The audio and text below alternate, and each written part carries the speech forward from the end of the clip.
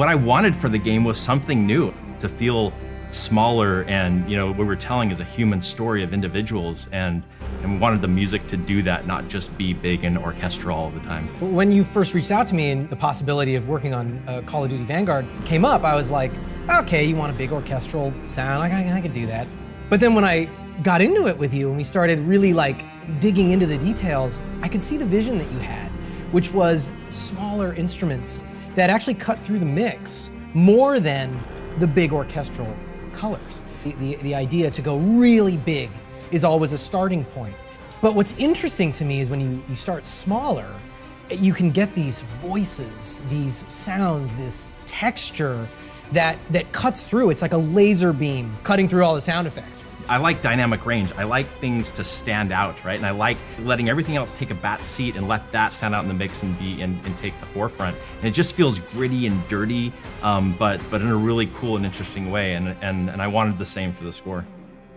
For one of the first times in my career, I recorded before we really wrote anything. Before you wrote a note. It was very almost improvisatory. We were just getting textures.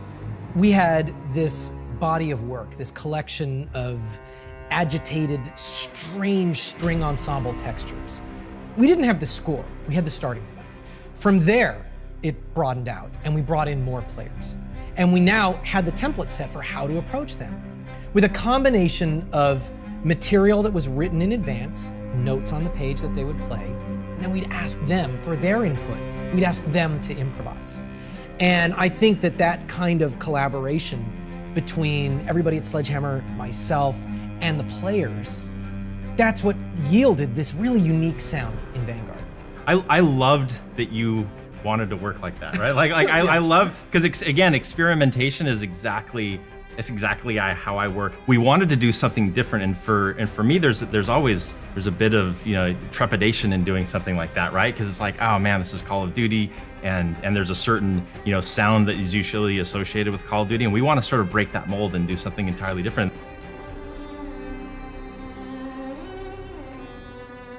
From that starting point, I wanted to bring in Sandy Cameron, who's one of the most exciting artists that I've ever worked with. Sandy brings this virtuosic energy, and she can also improvise. Normally, I would just write the theme and have the player play it.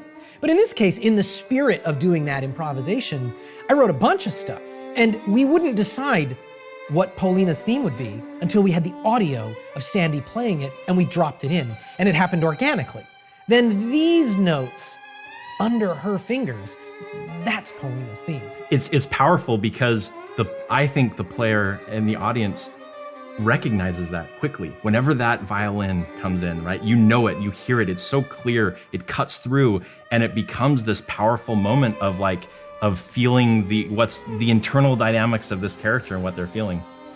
What's neat about Vanguard is that we have all these intimate, raw, scratchy, personal moments. But when we want to be more heroic, when we want to be more emotional, when our heroes come together, in these surgically selected moments, we have this huge orchestra recorded at Abbey Road in London, recorded like a gigantic Hollywood movie. This is very much an epic, soaring, bombastic orchestral score. It's when we choose to do that I think sets apart Vanguard.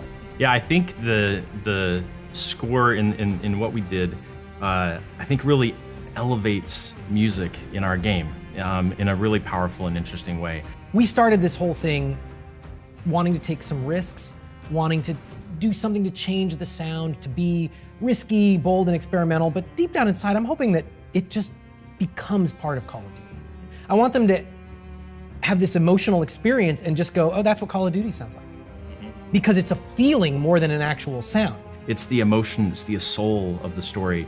And if it can accomplish that, if players will play this game and they will feel sort of infused in this story and really understand and feel the emotions of these characters, and if music can help that, and if music can pull people along in that storytelling, then I think it was incredibly successful.